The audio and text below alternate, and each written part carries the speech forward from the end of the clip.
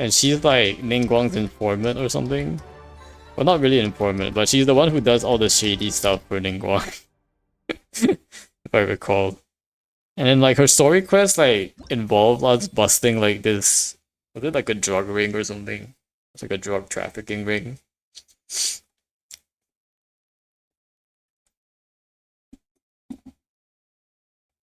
I remember like being in some cave and then seeing like the scary side of Yelan.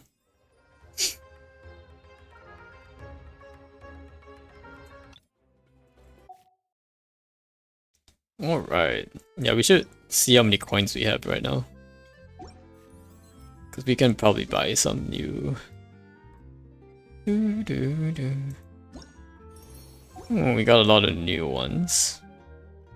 So we can get Oracle of Reason, Water and Justice, Fire and War. I'll redeem this one.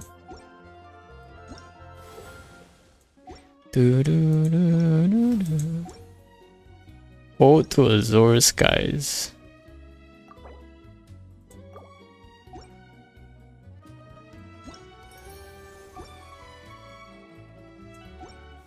Yeah, the trafficking quest. Wasn't her jacket from some Fatui shipment that was meant for the Teresa? Oh, really?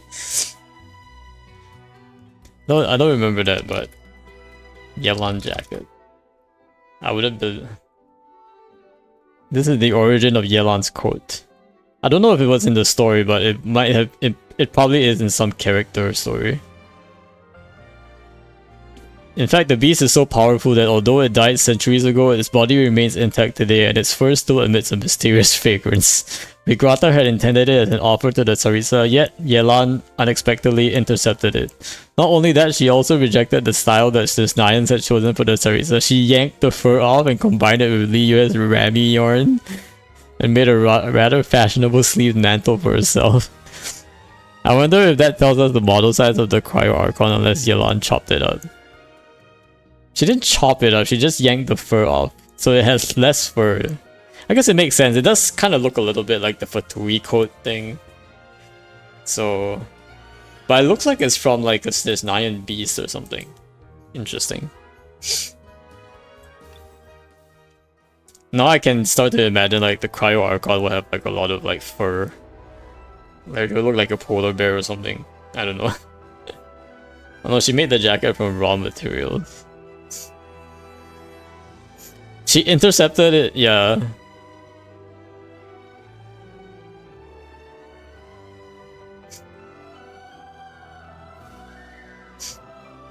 I think she intercepted like some items made for her.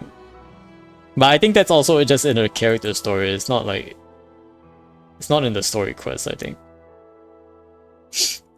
There's so much like lore hidden in like the character stories that I don't actually get to read because I don't have all the characters.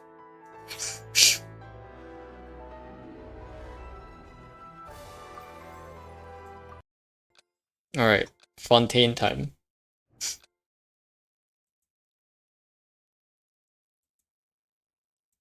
Oh wait, you can actually pause it. I didn't realize you could pause this.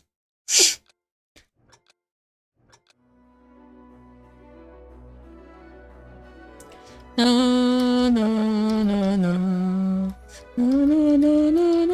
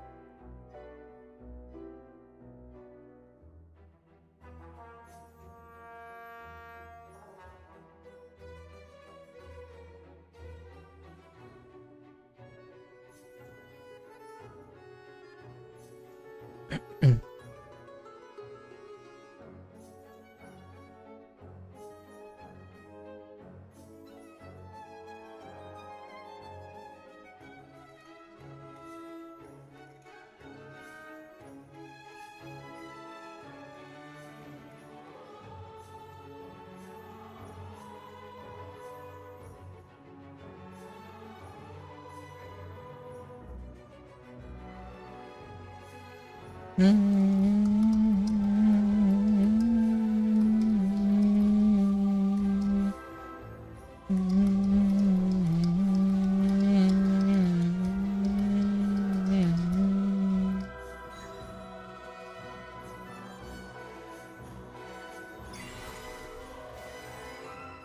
dang it. I clicked the wrong button again.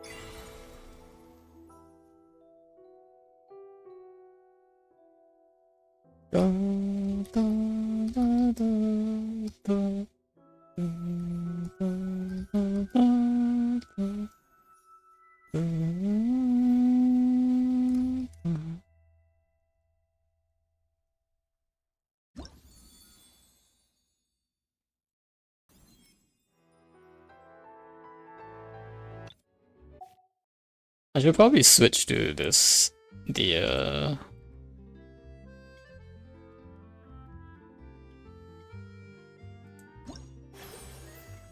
how do I switch the equipment?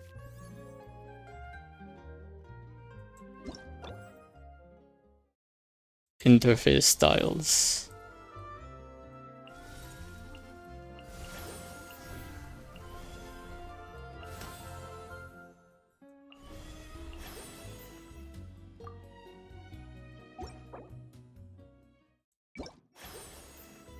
Let's see, let's use this one. This is the default one, I think.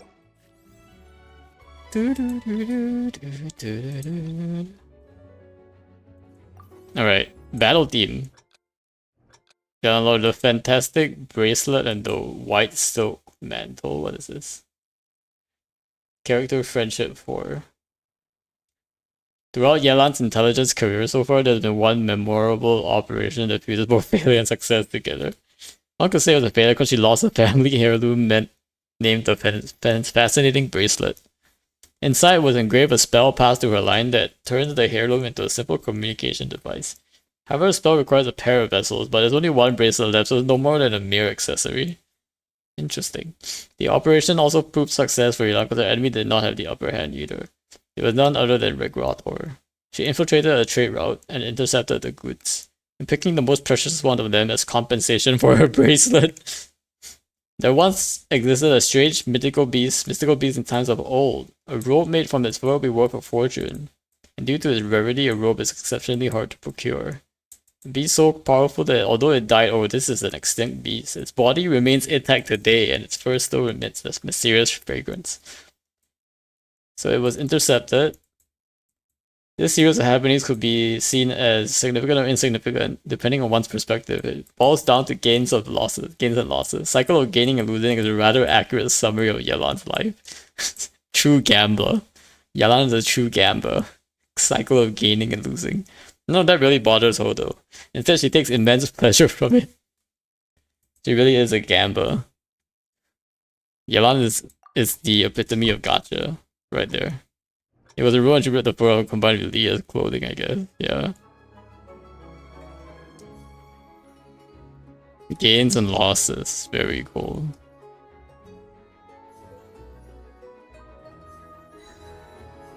She's all about that gamba.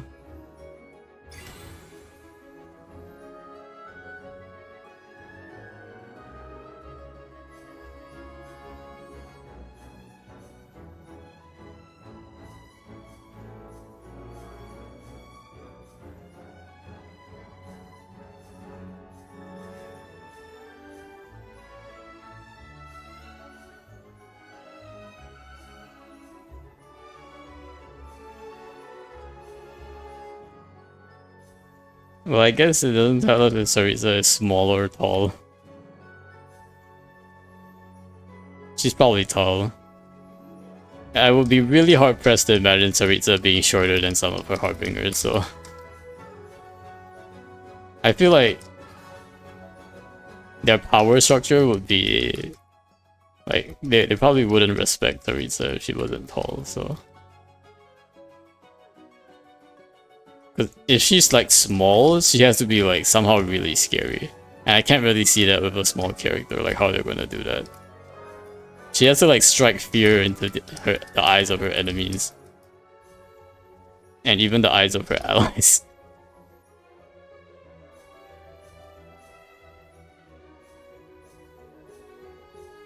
That being said though, she does give the Harbingers quite a bit of autonomy, so it might not be as strict as we think.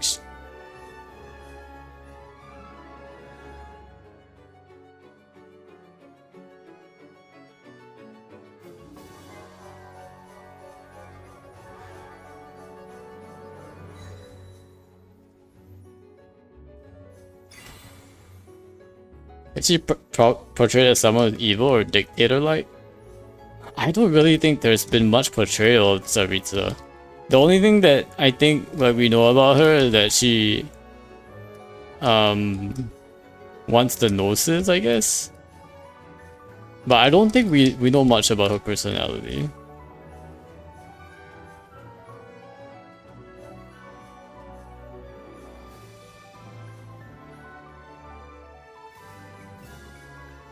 Like everything we know about her is kind of like implied based on like how the Fatui operate and stuff. But I don't think like we've really had anyone really comment about what Saritsa is like.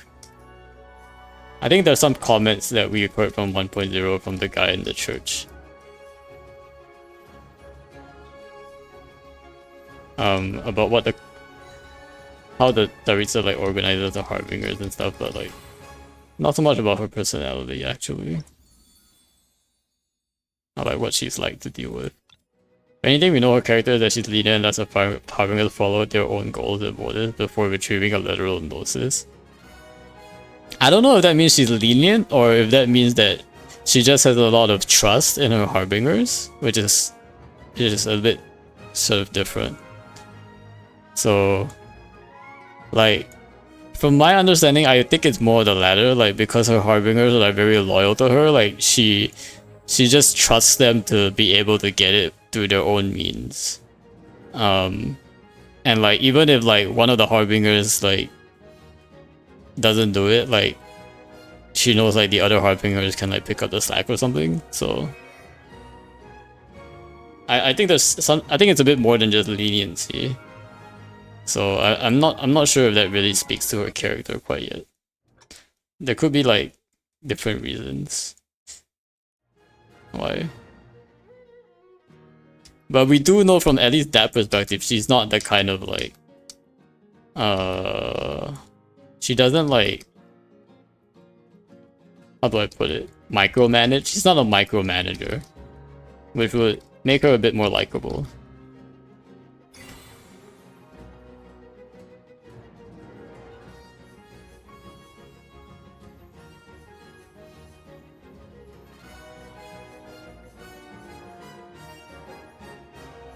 Fair point. Because I do think the Fatui, the Harbingers at least, have like a very strong sense of loyalty to the Saritsa.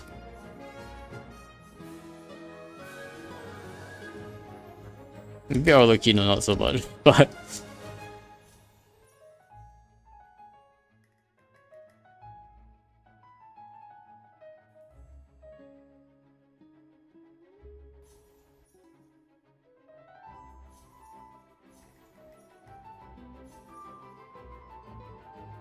Yeah, but I definitely feel like because of like the 1.0 events,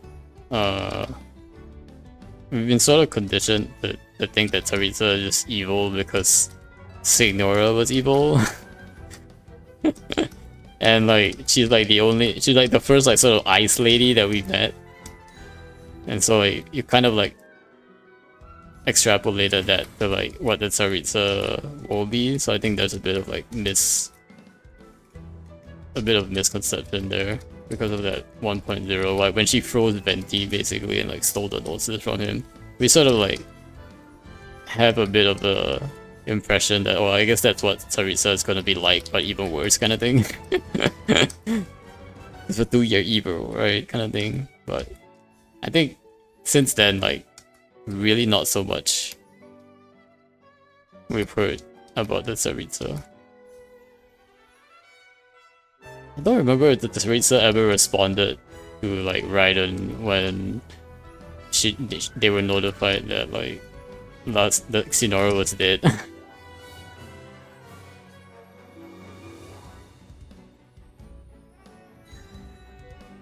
Like, why did you kill my Harbinger?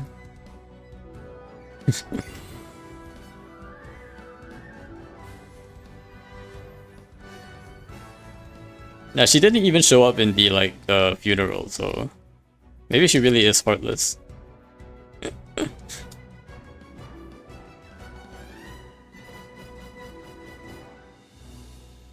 If they are truly loyal, they should set aside their own goals and get Gnosis back at any cost, Kappa.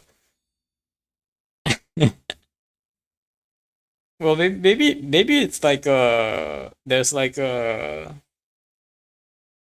already proven their loyalty through other means kind of thing. Like the Gnosis part is just like a bonus at this point.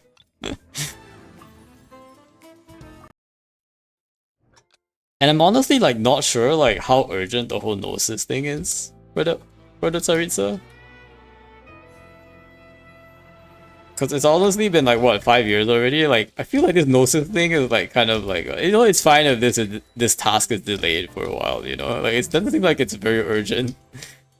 It's like once every year you get one Gnosis. Tsaritsa's okay, we're making progress on this backlog item. You know, we're pretty good. Let's just keep going. Like maybe once every year.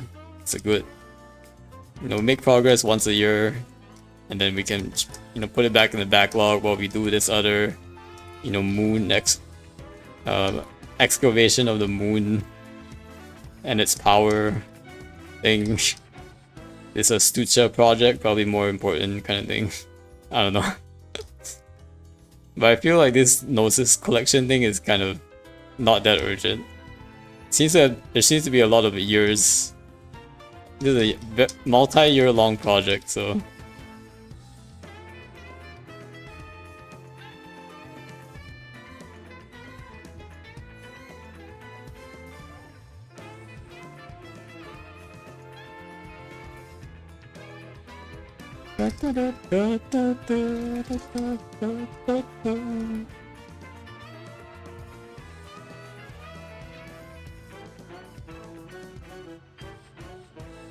the entire Genshin so far is getting Gnosis from each nation. I can't. Yeah, it takes too long. Because technically, like in the lore, like we also take a long time to travel between the nations. So this is a very long plan of like collecting the Gnosis. But it's not really the entirety of Genshin. That's like more of like all we know about the Tsaritsa's plan for the Gnosis is like getting the Gnosis from each nation. But like there are so many other like parties and like factions that have different goals. But we know like the Tsaritsa's goal is to get the Gnosis. But even then, that's only the means to the goal. We don't actually know her like main goal, which is whatever it is she's using the Gnosis for. So which is honestly more interesting than like the collection of the Gnosis itself. Because I feel like they've really downplayed like the point of the Gnosis. Is Project Suicide Tsaritsa's plan? We don't know that. Yeah, we don't know that. Likely, I would say. Because it feels like multiple Harbingers are working on it. And if multiple Harbingers are working on it, like Tsaritsa would probably have a very big say. Right?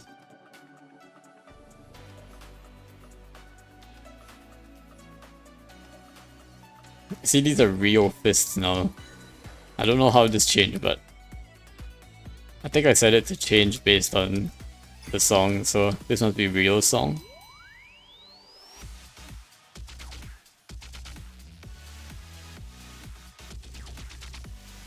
This is also one of those like Probably could be a ZZZ song.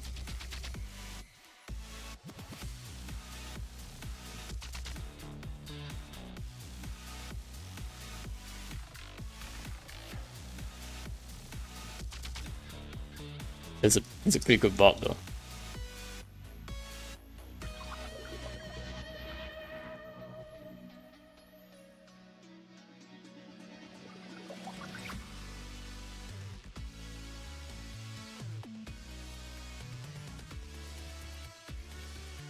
But you should talk to the two Fatui monster. Oh yeah, they probably changed their line since the Natlan events.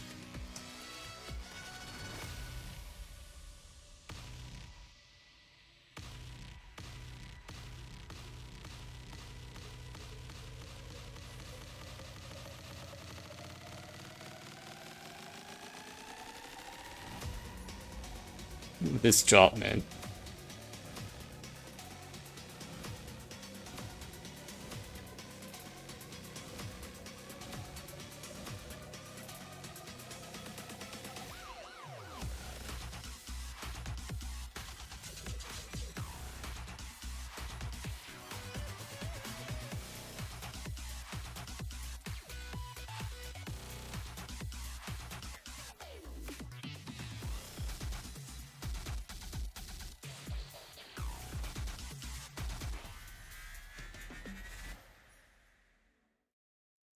Yo.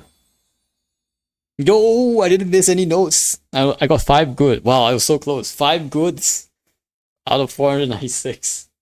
I didn't miss a note though this time. That was pretty good. 5 goods.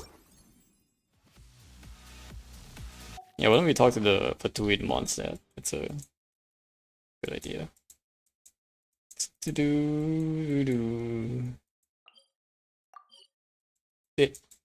Wow, so Dalo. What's Dalo?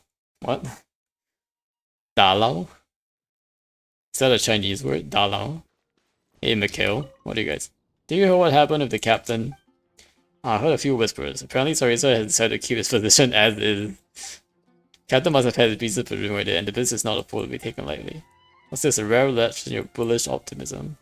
You did manage to earn everyone a valuable reprieve, including us, wouldn't you say?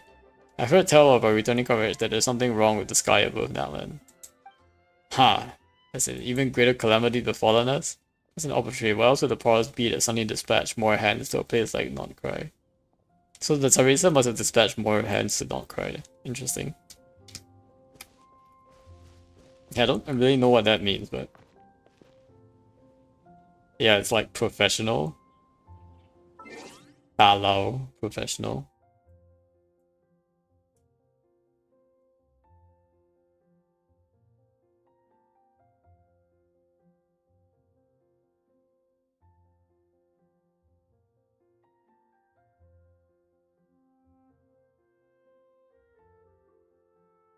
It's slang for a player who's exceptionally skilled.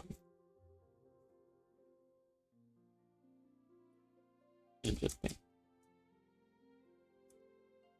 What are the Chinese characters that make it?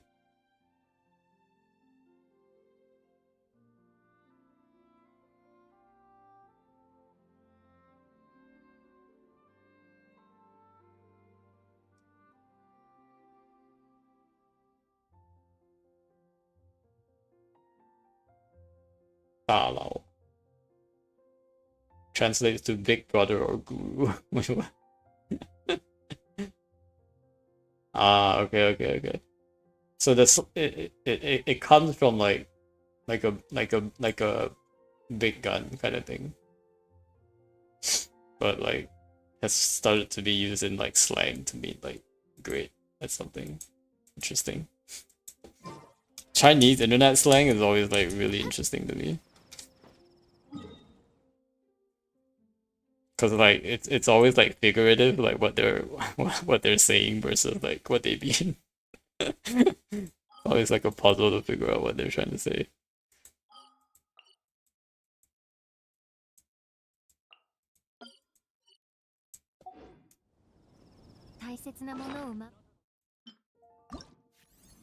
Alright, we still got like quite a couple more.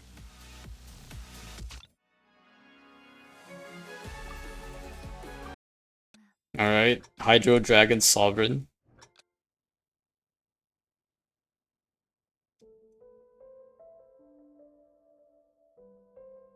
Oh, why is this song so sad? It makes that sound very sad.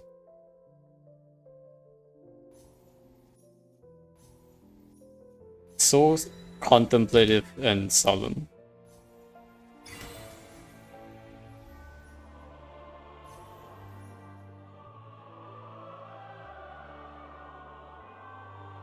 Nubiretto.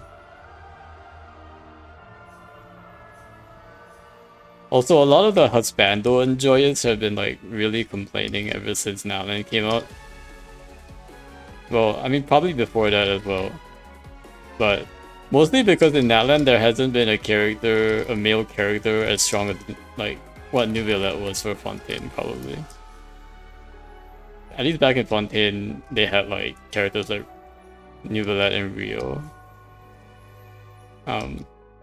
But also probably because they don't really consider Kinich to be very good. Like to be a I don't really consider Kinich to be like a husbando, almost like type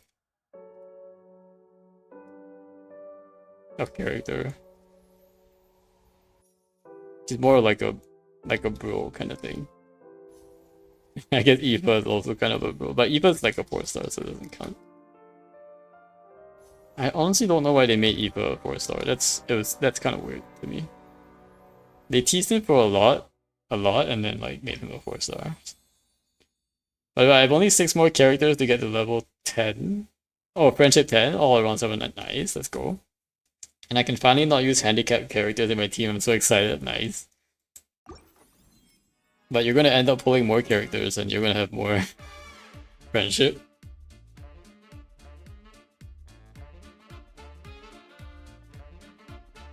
I think my Auroron's friendship 8 right now. It honestly does take quite a bit. Oh, this is one of my favorite songs too.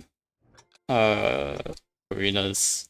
Man, I was using C6 Farina in Imaginarium yesterday and I didn't realize, but like using C6 in her Numa form, that means her healing form, like deals a ton more damage, like almost double the damage.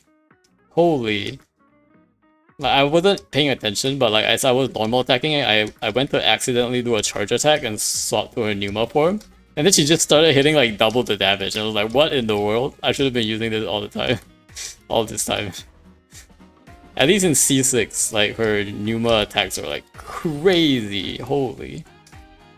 Like I went from like doing like 50k, 60k hits to like 120, 140,000 hits. Normal attack. That's insane. Actually insane.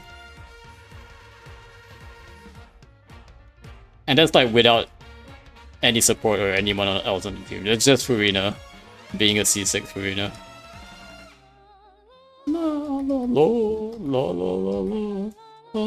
Buffing herself, obviously.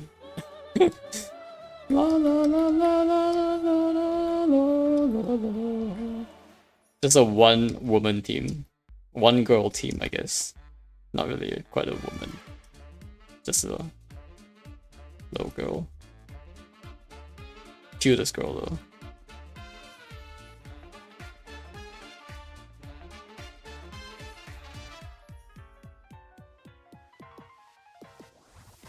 Still my favorite Orcon, I think.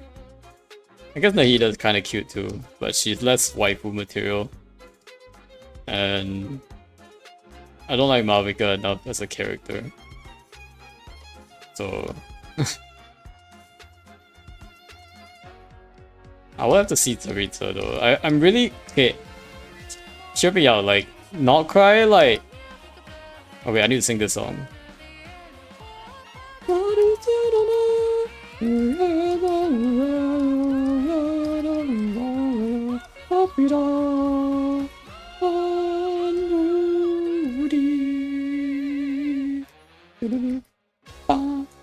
Not cry, I'm excited for in the sense that like I really like where they're going with like developing the story and all that. But I'm really bummed that Snezhnaya is 1 year out. Because I cannot deal with this. The 1 more year of power creep into this. Like I literally cannot deal with this. Like I was really hoping like 6.2 I can end Knowledge and then like let's pull C6 Saritza because she's gonna be the best Archon. But no, can't do that. So I don't know what they're gonna do in the Not Cry patch. Um, and I'm having it honestly like pretty hard to believe that Not Cry is gonna be the same size as a whole nation. So I feel like the Not Cry version patch is gonna have a lot of filler events and stuff. Like I'm sure they'll have like a nice Archon set of Archon stories and quests, but I really don't see them releasing a lot of like new areas. Sure, we might get Dormant Port, we might get an expansion in the year, we might get an expansion in Sumeru, kind of thing. Um, but I really don't see like them being able to really put out a true like really nice cohesive open world exploration thing like they did with Natlan and all the other nations. So I'm a little bit worried on that front. I'm a big like open world enjoyer, so the fact that we're not getting Shenanigans for another year and that we're stuck in Not Cry makes me feel a little bit disappointed. That one I'm not gonna lie. Yeah, but I won't get like three new characters all of a sudden. I get two new at most, which means two useful characters and two freeloaders. Kek W indeed. You're probably gonna pull a Scorpier, right, Brushy? I'm guessing. A Scorpier seems like she would unlock like basically an entire freeze. Like freeze has been out of meta, but a Scorpier basically like brings freeze back into the meta. So I feel like it's a very it makes sense to pull her because she's opening up your teams and like I said, it always feels good to be able to use more teams. So so like characters like Scorpia I can get behind because they're not like greedy characters. They actually like help other characters get better. So I'm totally fine with them releasing characters like Escoffier.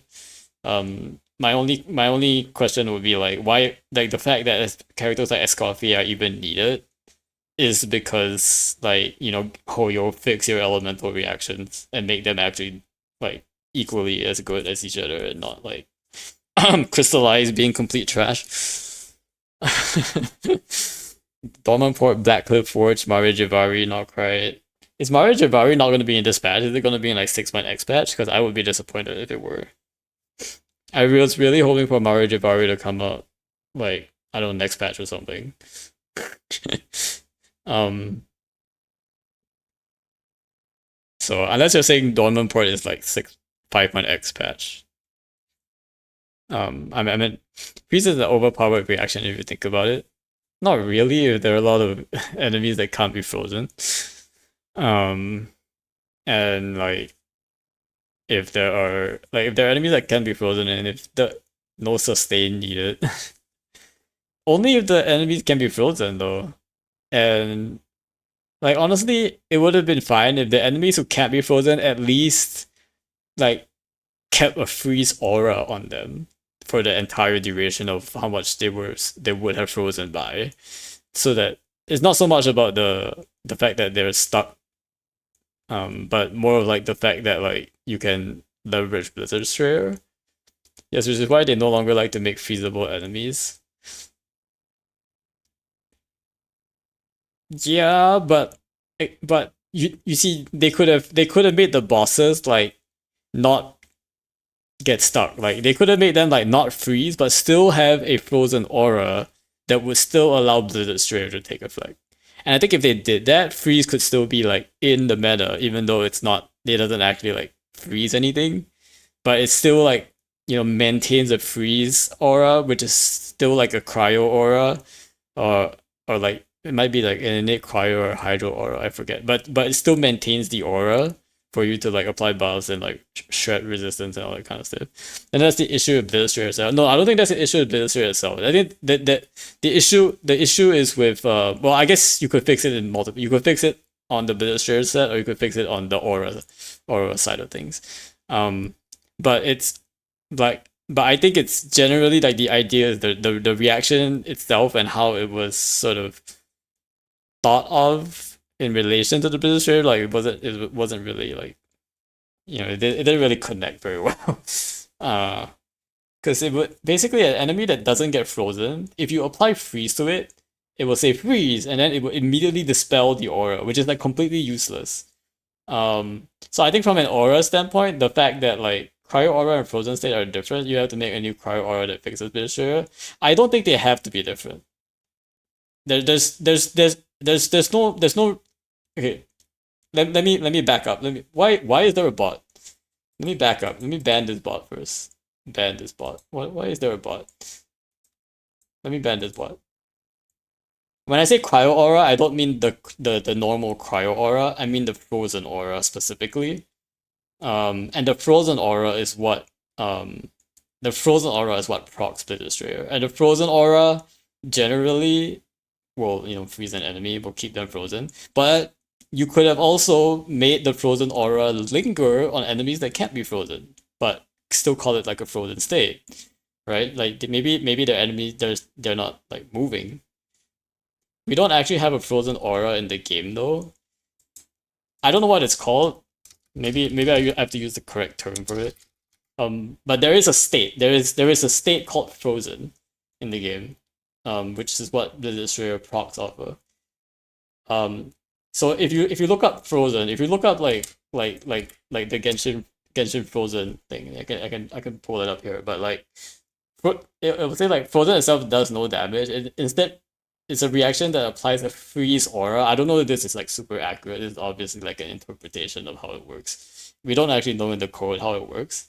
I mean, if they're literally frozen and can't move them, the Destroyer works. No. But the thing is that if you expand your idea of what frozen means a little bit, it is possible to think of a freeze aura that doesn't necessarily like stop the enemy's movements. Right? You could think of a freeze aura as just like a little status there that doesn't do anything, except for the fact that it still identifies as frozen. Like it still identifies that the freeze is like has been applied, and it still identifies that the freeze should be applied for the same period of time that it would have been frozen if it could have like stopped moving. You know what I mean? Like the freeze aura, there's like like in this, and I think they introduced freeze resistance as well. But within this wiki, like there's like a formula for how long the freeze duration is. And this reaction applies a freeze aura for a certain amount of time, which immobilizes the effective target. Exactly. So there's actually like a duration that's sort of applied there based on, I think it's like supposed to be like base 2 or something. Calling it aura feels weird, but I get it. Yeah. So there's a freeze aura / status.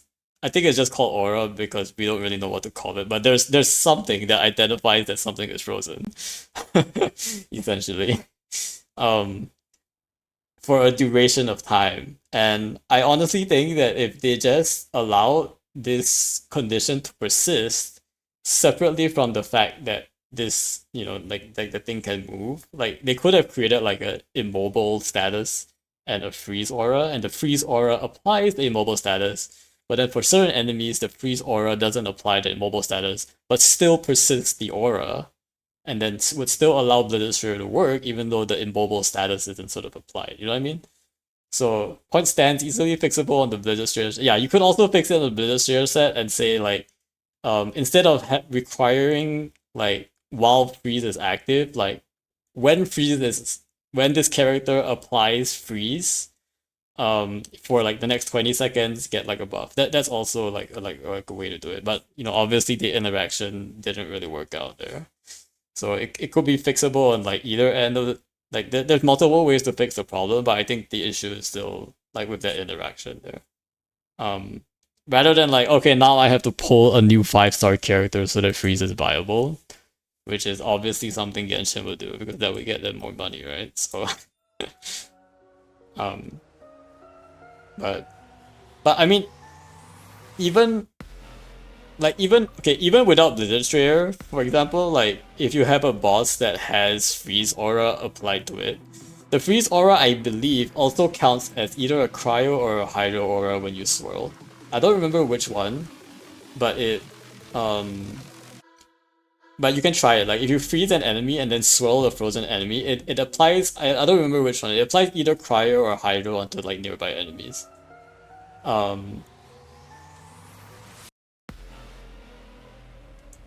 So it might be Hydro. It might be like a latent Hydro in there, if I'm not mistaken.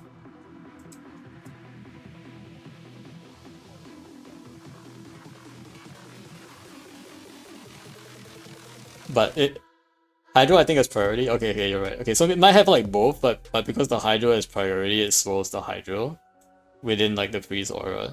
So so you could theoretically, like, even if you freeze a boss and like he doesn't get frozen, if the freeze aura persisted, you could technically apply like Hydro Res Shred with VV on like a boss that way. So it's more than just Blitz Shred. Like you could, like, having the freeze aura persist has like a bit more like uses to it, and obviously you could swirl other like enemies around it, or you could crystallize on the aura or whatever. Or you could even apply Shatter on the freeze aura, right? That you wouldn't be able to otherwise. So there's a lot of other elemental reactions that you could do with freeze if the freeze aura persisted. So, which I think it should. Because like you literally like spent all this time like setting up Hydro and freeze on an enemy. At least get something out of it, right? Like rather than literally like you apply cryo on Hydro on the boss and it literally does nothing. Like it would have been better for you to not apply cryo on the Hydro and just let it have a Hydro aura so you could swirl the Hydro or do anything else with the Hydro. But yeah.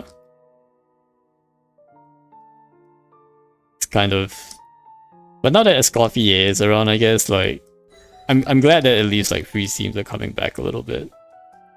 It does give me a bit of hope as well because like next Abyss with the freeze should be slightly easier. I say should be.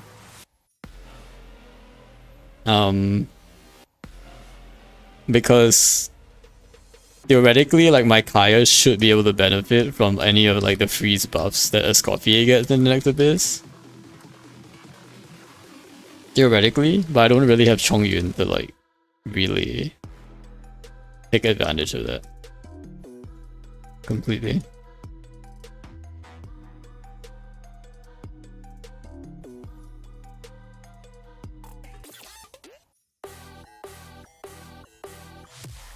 Arlecchino's theme is definitely very, very spoopy. Like very metal. And it has these like spoopy la la la moments that really makes you like send these tingles up your spine.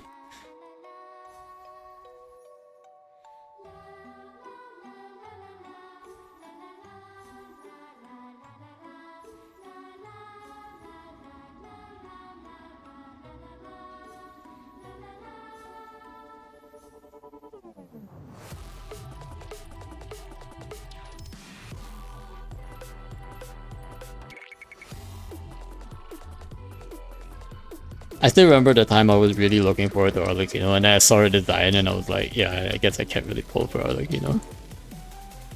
She was a Harbinger I really was looking forward to, and I was kind of disappointed with her design. I didn't like all the gray.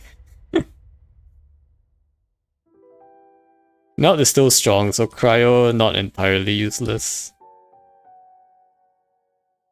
Yeah, I mean free specifically, I guess, not cryo as an element, but free specifically was shafted a little bit.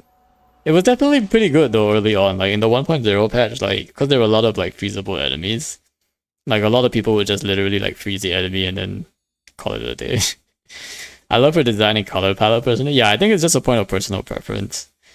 I like the fact that like she has like the whole pyro thing and the red stuff going on her, but I don't like her like how her like outfit is so gray. Just completely gray. And like she has like gray hair and all that too. I think it like I think it fits like what they were trying to go with her. But I just don't like that kind of character, so I think it's just a point of personal preference. Probably why I probably won't ever get Arlecchino.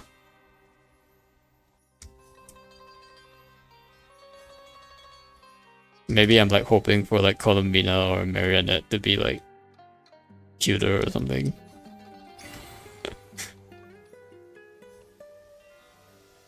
Now my hope is like Tsaritsa will be like waifu material. Oh wait, did we already do this? Hold up.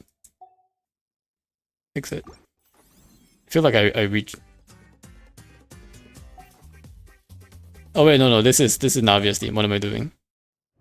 I think your personal preference is wrong. Smiley face. Yeah, indeed. My personal preference is probably wrong. But then again, so is everyone else's.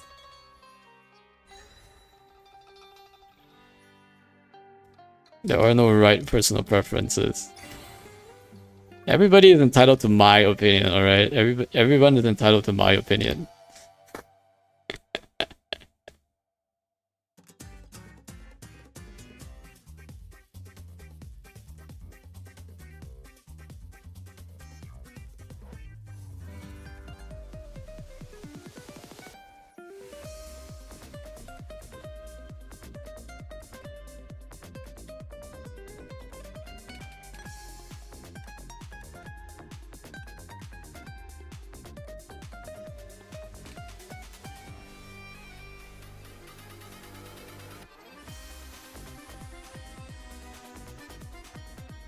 I mean, out of all the characters in Fontaine, like, I would say, like, the ones that I probably would have pulled for besides Farina, I wouldn't say...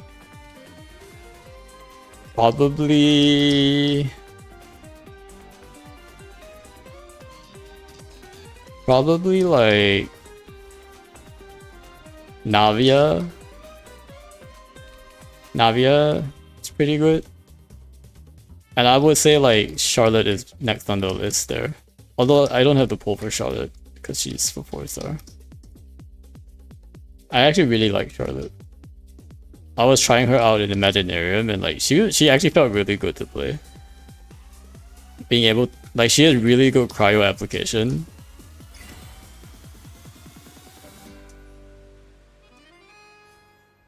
AoE and like her little camera thing can hit like everyone basically too.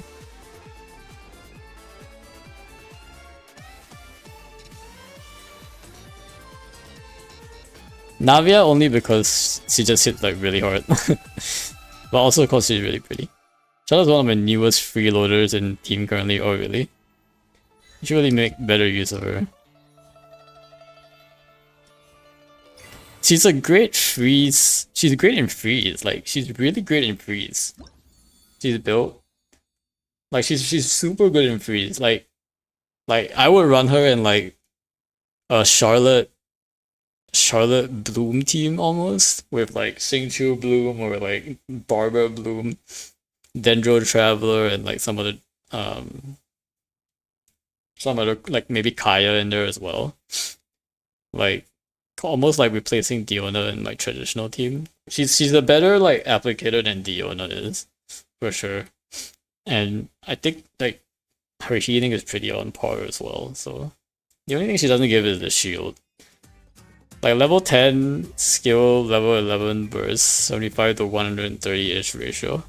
Are you trying to build her as a DPS? I mean obviously Charlotte isn't a DPS, like she's a... Does her healing scale up attack or like HP? I actually don't know this.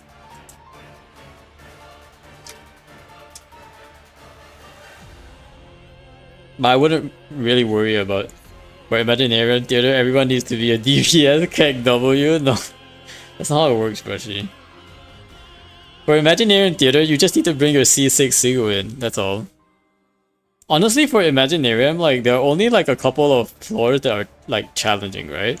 So if you have like 3 C6 characters that you can use, not 3 C6 characters, but like maybe just 3 strong DPS characters that you can use, like you can pretty much carry that floor with that DPS character, I think. And then like if you have 3 of them, that's like 6 of the floors, which is like good enough. I think there are maybe like 6 challenging floors. And the rest of it is like you can probably cheese it in some way, so like outside of DPS, so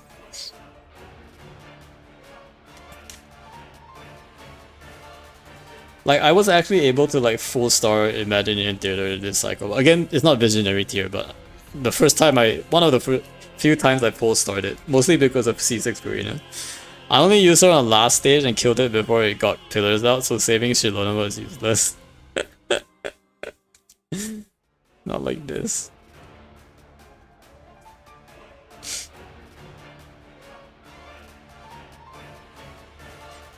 Didn't they say they were giving out like rewards for the stars though? Does it only come next patch? Is it so like once the next patch hits, like we will just get rewards for what we cleared this patch? I'm guessing that's how it works. I don't remember what I needed to get the additional transient resin, but that's all I really want. Additional transient resins.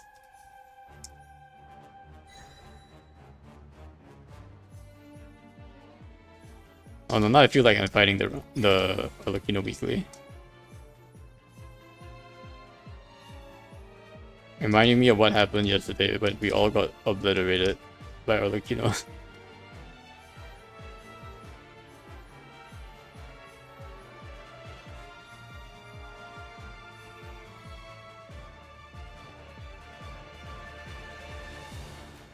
And don't get me wrong, it's just that I don't like Arlecchino for like waifu purposes, but as far as like her design as a harbinger, that one is really good. Like don't get me wrong, like she has a great design for like a Fatui harbinger.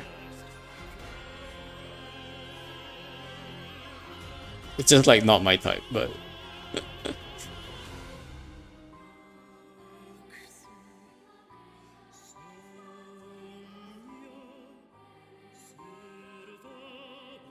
oh, and like I love the fact that like she has like her own like Ember Fire theme song too. That was really cool. Like her little like teaser or like story teaser that they released, the anime style one, that was really good.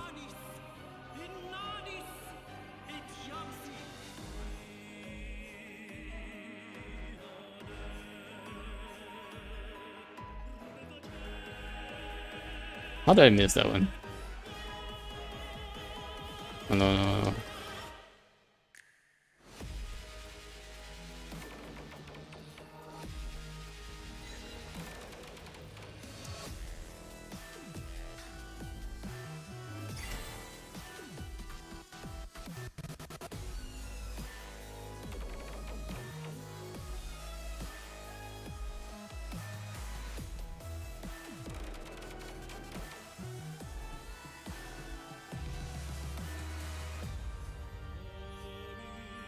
No. Although I will admit, like, I'm not a super big fan of all the electronic sounds.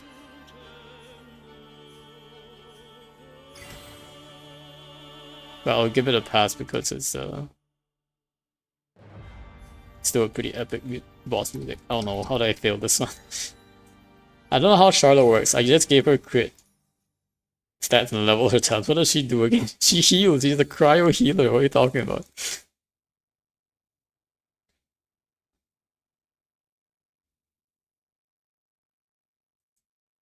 I generally like have a soft spot for healers because like they do like help consolidate the team.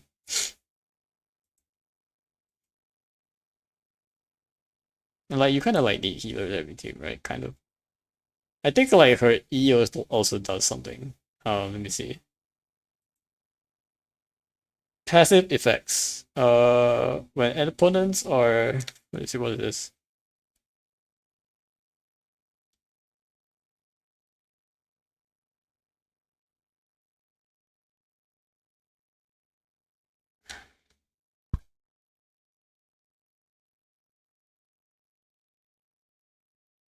I think her E doesn't do anything besides generating energy.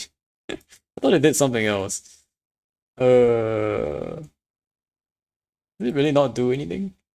Hold.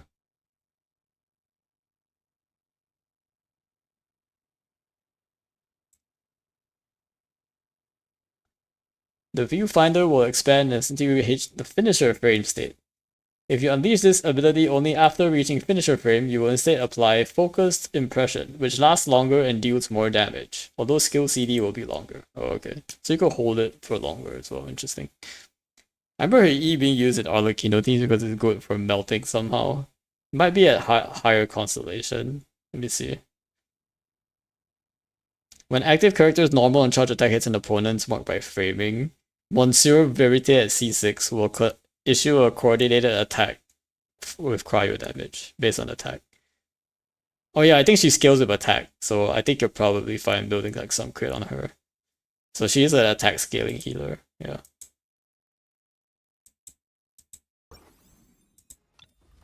Alright, we got 2 more songs.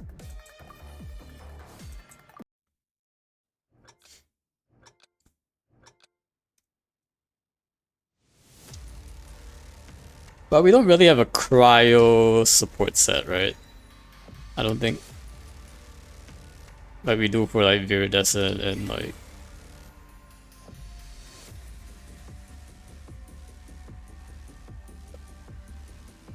There's no like Blizzard Shredder support set where like some off-field apply cryo and like shred higher cryo resistance or something. Bro, she's C5. It's so close. Escobar is the support set, indeed. Escoffier is the artifact that we needed.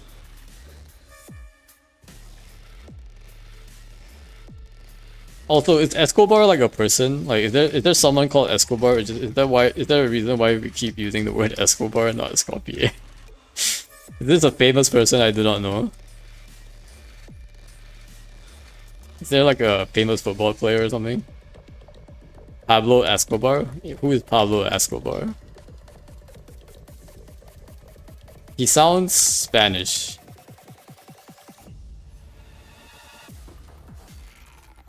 Maybe French. Could be French. Colombian struggle. Oh my gosh. Okay, the Spanish wasn't too close. Wasn't too far off.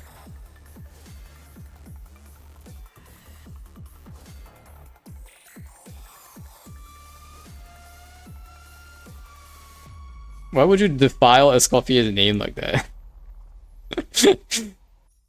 She's like literally like a pro chef.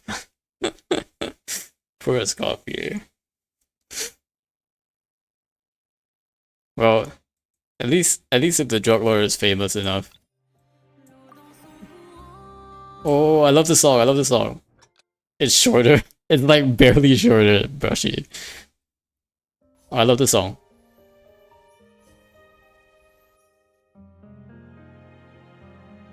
When I eventually pull Purina, I'm gonna sing the song as my ritual. And like probably stand somewhere in the opera epicles. Oh, si je pouvais vivre dans l'eau, le monde serait-il plus beau? Nous pardonnera tout jamais. L'eau dans son courant et dans si nous vit et la cité nourrit. Ainsi que toi, mon doux amour. No Escobar before I knew Escobar. Alright. I get it.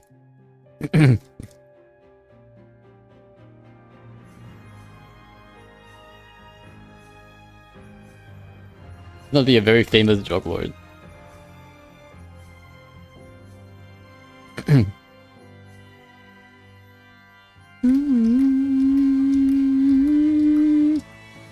Non, les grands amours ne suffisent pas. Salade du fleurira. Et notre histoire divine, douce à mémoire. Et si elle seule est toujours là, à voir le monde de sa beauté. Et ça changera jamais, jamais. By the way, nice banners. Banners? What banners? He is like the drug lord? Oh really? There's no other drug lord that compares. Which banners? Oh nice, wait, what? I probably made that a while ago.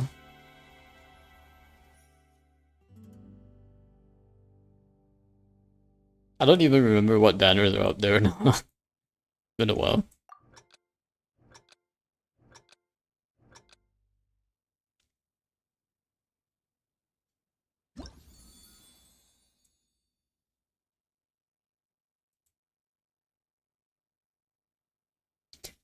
Yeah, I put it up there. I put up the Natla one there.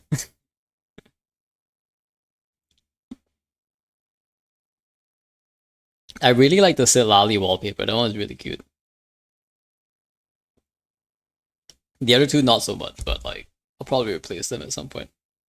The Silali one is really pretty.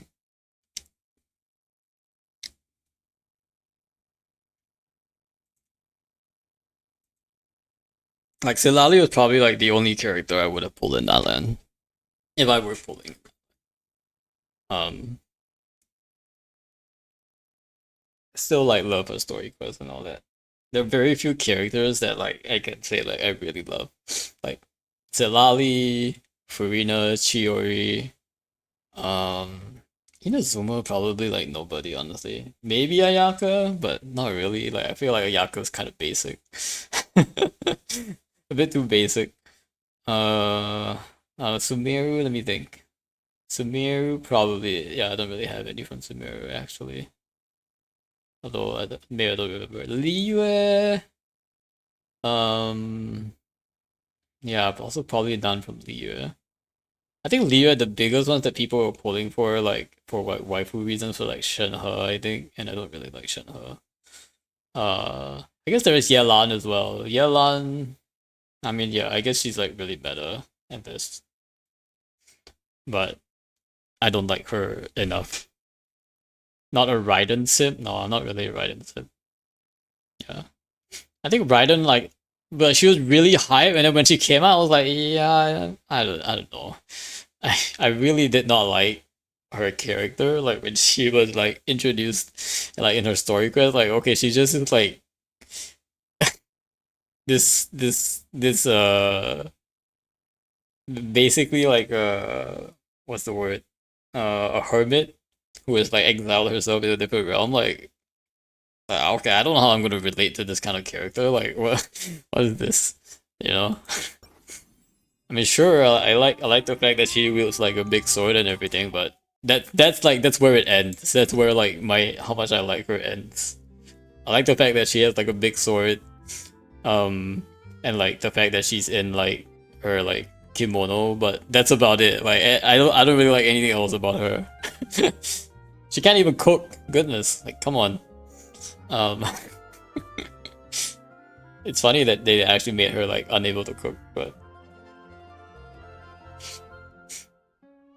yeah, honestly, like Furina, Chiori, Citlali, I feel like are big like waifus for me. Obviously, Ningguang is still like my main one, but Ningguang is not a 5 star, so I don't have to pull for her. Which is a perk, just technically a perk. Not having to pull for a waifu you like, so that's definitely an advantage. It's a pretty big advantage too.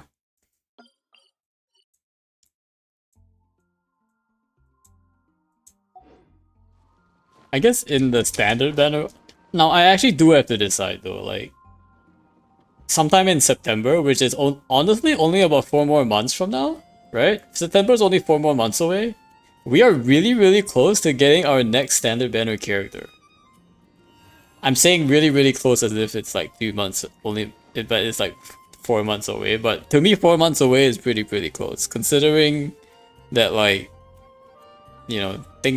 time moves pretty fast these days. Selector, yeah, the standard banner selector is coming back on the anniversary. We're getting to the anniversary again. Like we're more than halfway there to like September, October.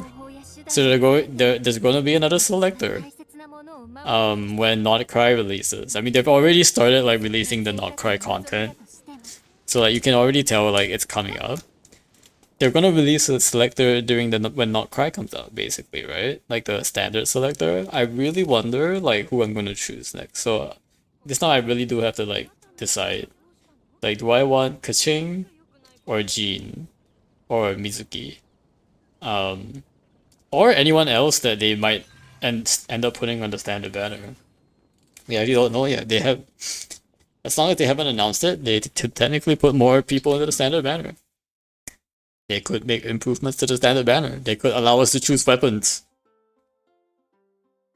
They could allow us to choose Favonia's weapons. I don't know. That's a bit of a reach, but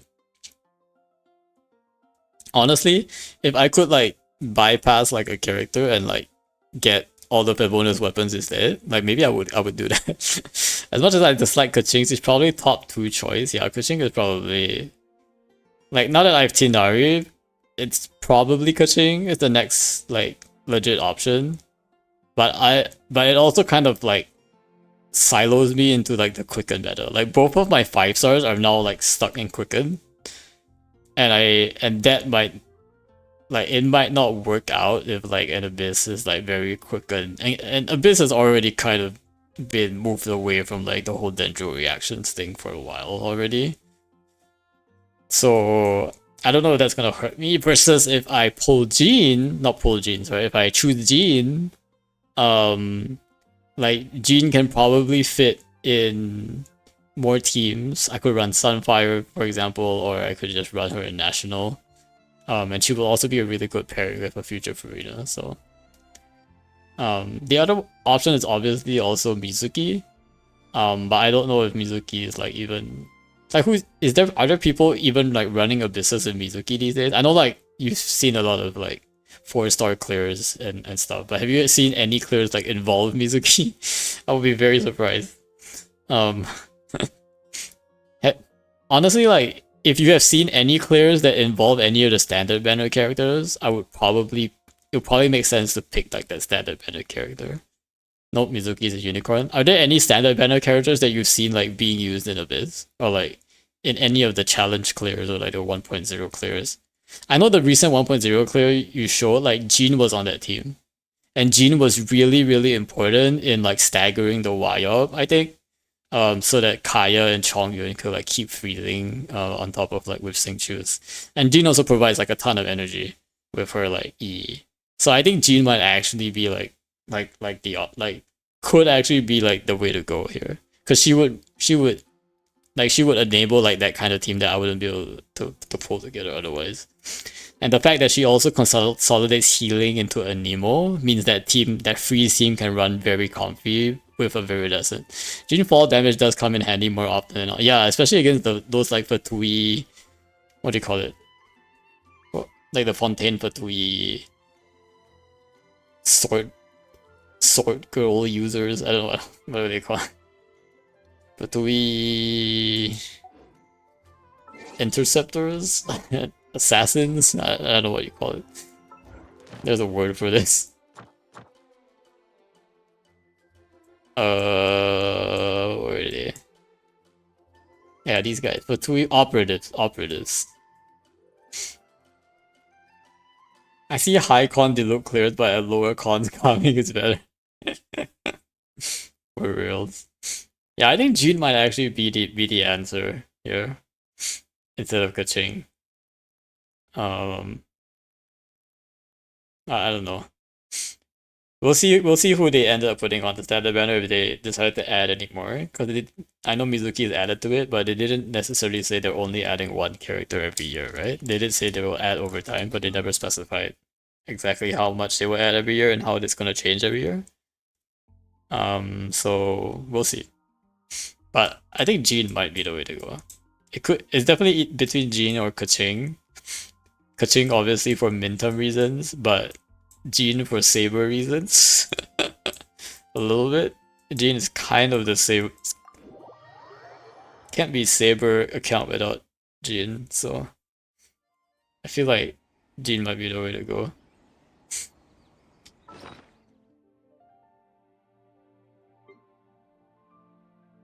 And I definitely have some of our like Nowish folks who did actually pick Jean and do like her a lot. Just having healing with a Nemo. I don't think I have a Nemo healer yet, which is really great. Slowly adding more over time, bro. There's like 2 more years of Genshin left, so 2 more standards over time. I don't think there's 2 more years, Brushy. Like, I thought it was gonna be 2 more years if 6.x was Stisnaya. Then I could see 6.x Stisnaya, 7.x Conria, and maybe that's it. And then the Celestia endgame or something, right? But now that Not Cry is around, you know, now that they've added Not Cry, okay, here's the thing. Like, people think Not Cry is so that, and they said it in the live stream as well, like, Not Cry is meant to set up Stisnaya, right? and give them more time to sort of flesh out the story in advance of Snezhnaya and Celestia, right? But to be, but you know, Hoyo doesn't have to be honest with why, with why they added Not Cry, right? This is just the marketing that they put forward to explain Not Cry, right? I would bet 100% that there were other reasons why they decided to put Not Cry in there and delay Snezhnaya. Money could be a reason as well, obviously. But I think a major reason is I think they're planning for like what you're calling Genshin 2 or like the post Celestia or post Snezhnaya content somehow. Maybe it's not Genshin 2, but whatever they're doing post Snezhnaya, I think they're setting up for that as well. Like they're planning beyond Snezhnaya, beyond. I mean, story delivery wise, you really shouldn't be going to Snezhnaya right now. Someone yeah, exactly. And I think they nailed it in the Not Cry stream. They really hit that on the head. But I'm 100% sure that there are more reasons behind that. Like they're also like building lore for beyond Snezhnaya, beyond Gnosis and Celestia. And I think this is the long game. I think you know the fact that they're willing to like delay, like put a whole Not Cry patch in the middle, tells me that their vision for Tivat is more than the Seven Nations, essentially. Because now that they've added at this Not Cry as an autonomous area, it opens up adding autonomous areas everywhere. Like, who's to say there's no other like like if they add Not Cry to like this section of the world, like this, let's I think they said Not Cry is like out in like the edge of the world, right? So I think it's probably like somewhere out here. Not Cry is probably somewhere out here. Um, who's to say they can't add something down here or something all the way here to the right, or something all the way to the top right here that's completely autonomous and unrelated to the Seven Nations. Makes you wonder why not a single soul mentioned Not Cry before. I think they did mention only like very recently. Yeah, exactly. Like they started like an event teasing Not Cry. I think sometime in like 5.2 or 3. I think it was one of the events. They mentioned it earlier. So I think it was definitely like it's something that the creative team I think there was like a need first that they have not actually shared with us. Like they wanted to do something but they couldn't. And then they had several problems, and then the best solution to all of those problems was Not Cry. But only one of those problems was a story problem. I think there were other things that they wanted to do as well to achieve with like the whole Not Cry sort of expansion. And I think one of those is like expanding Tevat beyond just the Seven Nations. So we get one autonomous region, Not Cry. I think in the future we're gonna see a lot more. We're gonna see this map like basically like completely expand beyond like the seven nations in Tevat. They probably had it either years ago, but why was not mentioned anywhere? Why was it not mentioned anywhere in game till recently? They probably once they put it in the game, like they kind of have to commit to it, right? So I feel like they had ideas for it, but until they sort of walk down the path and build it out a bit and realize, okay, this is a viable sort of strat, and we can like market this well, and we can like really substantiate why we're doing this, and the player base is still gonna hate us for various reasons because the player base is the player base, but majority of player base are going to like accept and be able to like understand our reasoning. So I think it's only at that point when they're like confident enough of that and they've tested it enough. And MiHoYo, by the way, like runs a ton of surveys. Like they survey their player base like non-stop. Like not just with like the in-game surveys, but like they actually like interview players, they talk to content creators. There's an entire department of MiHoYo like literally just doing like communicating with creators and communicating with the fan base. Like it's actually like crazy like how much work they actually do. So I think there's a lot of like collaboration there, and also a lot of like testing ideas, and once they're confident then they put it out. So I think that's why Not Cry hasn't like, you probably haven't heard of Not Cry since the start of Genshin, but they've also kind of admitted it, right, during the stream. Like it's only like a fix. Like they started Not Cry because they realized there was a problem, and this is a fix to the problem. It's not, they didn't have an idea for Not Cry all the way at the beginning. It came out, out of a discussion of having to address a couple of problems. So I know they sent me an email asking if I wanted to do an interview. Yeah. A lot of people have probably seen that interview. I think they only select like a couple of you, and only if you maybe answer some questions a certain way or something. But I've definitely had like those emails before, and like I know there's like a Discord channel there that's literally just called like Genshin Survey Team or something, and everyone in the Discord channel is like getting like constantly like getting like sort of like feedback and like posting feedback to MiHoYo and all that. So there's probably like a content creator channel as well, like Discord somewhere where like the content creators can give feedback to MiHoYo when they get and in exchange they get like some pre-release information about like um not leaks but like pre-release information about like you can try a character's kit as long as you don't show it kind of thing. So I know that's definitely going on with some of the bigger content creators. So they are pretty on point with not just like their own ideas but also hearing feedback from like players and understanding. And I think like a lot of players are probably given the feedback that they're like, I'm so behind in the story, I don't understand what's going on, I'm just skipping the story kind of thing. And so I think they kind of get that. And I think they want to use Not Cry as an opportunity to really re-engage the player base and say, hey, we're gonna put this in the world quest. We're gonna voice it. I don't know what they're gonna do, but this is just my guess. I'm gonna put in a world quest. We're gonna voice it. You guys are gonna be so engaged in the story you won't even want to skip it. It's part of the lore, and we're gonna explain it. We're not just going to like dump dialogue on you. They said this in the video as well. We're not just gonna narrate the lore. We're gonna show you like there are two factions fighting. I don't want to just like tell you why they're fighting. I want to show you. I want to show you the fight, and then you can understand why they're fighting and what the motivations are. And I think that's I mean that's just storytelling at its best, right? And then they talked about how they're gonna not do away completely do away, but they're gonna like expand beyond the ideas of the traditional story quest and hangout events and the character story sort of stuff, and sort of weave it in a bit more into like the whole storytelling. And I think that's a great idea. So I'm definitely like really looking forward to like that part of things.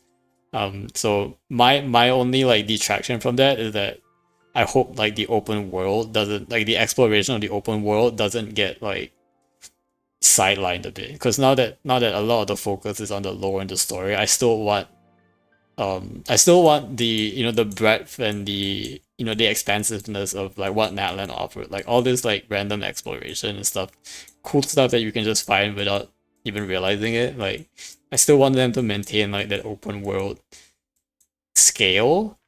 And my worry is that Not Cry, because it's only like one area, one region, and it's probably not as big as a nation. My worry is that Not Cry is not going to have as expansive of an open world exploration element to it, but maybe a bit more story heavy instead. And I don't mind the story heaviness. I just hope like the open world doesn't get shunted. Maybe we get like extra areas in Dorman Port, Marijavari, and other in this Blackcliff Forge here that we still haven't seen here in Lyria, which would be nice.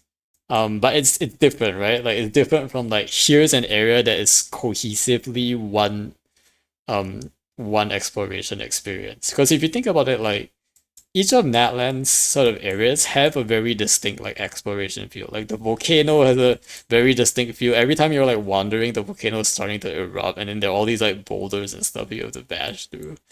Right? Over here you're like swimming around, like you're floating around with the Koholosaurs. Over here you're flying around with the Kukusaurs. Over here you're digging around with the Tapetlisaurs. So and then like even each of the nations have their own distinct feel. The desert has a distinct feel, the rainforest has a distinct feel to it, and it's very cohesive. Enkanomiya is probably like the best example of a very cohesive light and dark exploration play that I think was amazing. And they did the exploration, and I think my favorite exploration in a long time was probably Enkanomiya. Like it had it's just super like just the mechanic of turning like light to dark and all the puzzles sort of revolving around that, but in like various different ways. I thought it was just so well done.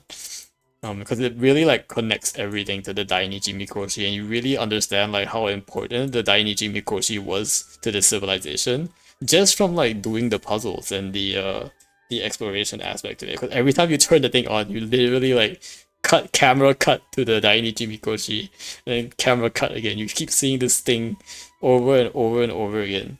So it's really like a central element to the exploration in Inkonomia. And every sort of region has their own, Fontaine has all the swimming around. Um, True, but switching cutscene got tiring after a while, should have been streamlined. I guess they probably could have put a skip button. But I didn't mind it, honestly. Like, I like the fact that every time you switch, like, you kind of like refocus, okay, this thing is happening now. And I think they maybe did that for like, maybe it was like a performance issue kind of thing. Like, they needed to like tweak the lighting. And so, like, the cutscene was so that like the lighting gets tweaked while you're in the cutscene kind of thing. So maybe it was like more of a logistical issue why they did that. But I like, to be honest, I didn't mind it. Like on my end, like I thought it was really smart to use like the lore within the puzzles. I thought that was super cool.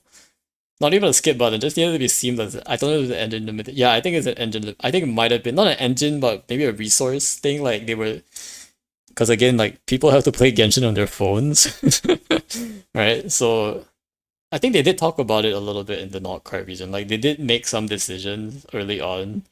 Like not having characters in the open world. It was mostly because of like phone, like people's storage limitations and like certain, um, just device limitations. I don't know the specifics, of course, but like that definitely could be the case. And I feel like that seems like it was the case because like the way that they transition and because of how all the lighting and Enkanomiya has to change every time that happens, I feel like that's probably the reason why.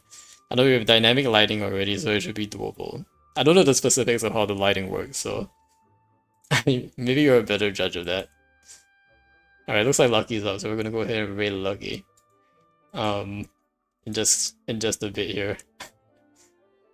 Um, maybe the change in lighting is just a bit stark. I don't know. I could definitely see like going from dark to light in Enkanomiya being a bit too stark, like in terms of the change in lighting. But I guess they could have done it gradually too. I don't know. But yeah, let's go ahead and raid Lucky. Thanks, Brushy, for hanging out. We're gonna go ahead and call it here. Here's the raid message. Hope you have a good night. And we'll be back next week. But in the meantime, this has been a Saber stream. We're gonna be playing some wilds with Lucky in a bit as well, so yeah. Bye bye. Alright, take care guys.